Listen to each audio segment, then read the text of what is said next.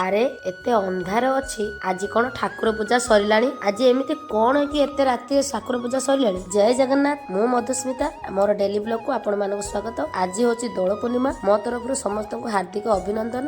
ରାତି 3:30 ଉଠିକି ଗାଧେଇ ପାଧେଇ ଠାକୁର ପୂଜା କରିସାରିକି କାହିଁକି ଏତେ ଜଲ୍ଦି ଖାଇବା ବନଉଛି ଆସନ୍ତୁ ଲାଷ୍ଟ ପର୍ଯ୍ୟନ୍ତ ମୋ ଭିଡିଓଟିକୁ ଦେଖନ୍ତୁ। ଭୋର ଭୋର ଆମେ ସ୍ୱାମୀ ସ୍ତ୍ରୀ ମିଶିକି ପରଟା ଆଳୁ କଷା ତିଆରି କରିବାକୁ ଲାଗିଗଲୁ। କାହିଁକି ନା ଆଜି ଆଉ ଦିନ ସାରା ଚୁଲି ଜଳିବନି, କୌଣସି ଜିନିଷ ରୋଷେଇ ହବନି। ତ ସେଥିପାଇଁ ଆମେ ଜଳଖିଆ ତିଆରି କରିକି ରଖିଦେଲୁ। 6:30ରୁ 7ଟା ପର୍ଯ୍ୟନ୍ତ ଆଉ ରୋଷେଇବାସ ହବ ନାହିଁ, କି ଚୁଲି ଜଳିବ ନାହିଁ, କି ଭାତ ବି ରୋଷେଇ ହବ ନାହିଁ। ଯାହା ଖାଇବ ଜଳଖିଆ ଉପରେ ଖାଇବ। ରୋଷେଇବାସ କରିସାରିଲା ପରେ ମୁଁ ମନ୍ଦିର ଚାଲିଗଲି। କାହିଁକିନା ଆଜି ପୂର୍ଣ୍ଣମୀ ଥିଲା। 6ଟା ପୂର୍ବରୁ ଯାହା ପୂଜା କରିବାର ଅଛି କରିବାର ଥିଲା। ୟା ପରକୁ ଆଉ ପୂଜା ହବନି। କଥାରେ ଅଛି ମାନିଲେ ଠାକୁର, ନ ମାନିଲେ ପଥର।